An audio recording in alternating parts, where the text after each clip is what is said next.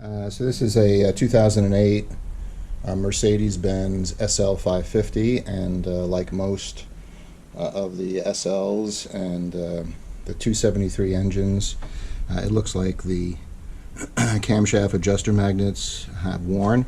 I've gotten an error code P00015, which indicates that there's a problem with one of the magnetic camshaft magnets. The message came back that it was in exhaust bank 1. So bank 1 is on the passenger side, bank 2 is on the driver's side, and the exhaust is the second one, the lower one. The intake is the one on the left, and the exhaust is the one on the right. So we're going to replace those with Mercedes parts. That's part number P00015 We're going to replace all four, and we'll see if that error code goes away. All right, so I've replaced three already. The exhaust intake on the driver's side and the exhaust on the passenger side. I have one more to do, and that's the intake on the passenger side. I will tell you that those screws are a little tricky to get out, so what I did was I used a piece of heat shrink and put a very strong magnet on the end of one of my extensions, and that worked really well.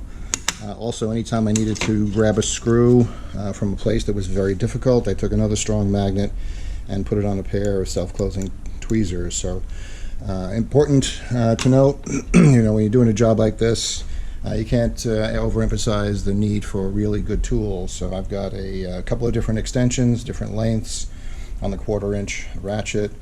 I've got a ratcheting wrench, which I will tell you is worth the price of admission, simply because you're in tight quarters and having to try to put a wrench and tighten that screw is really difficult. So I would suggest getting a good set of ratcheting torque wrenches and some extensions for the drive. So I want to finish it up and just button it up after we're done. All right, YouTube, so the job was about an hour's worth of time. The parts, I got them from Amazon, and they were about $28 a piece, so 28 times 4. Prime is 0 shipping, so can't beat that deal. Again, the tools are one of the most important things, making sure that you don't skimp on either extensions or the torque wrench. Again, it's probably a good idea to use some magnets so that you don't lose the screws. That seems to be the biggest threat. That the screws can come loose, and then you drop them into the engine shield, and then you got to drop one of the chassis shields to be able to get that screw. I ordered some new screws. They weren't going to arrive until tomorrow, but I decided to do the job anyway, and was just very careful using tweezers and magnets, and just to make sure that it was all done. So thanks for tuning in. Any questions, please drop me a line, and I'll do my best to answer them. Thanks.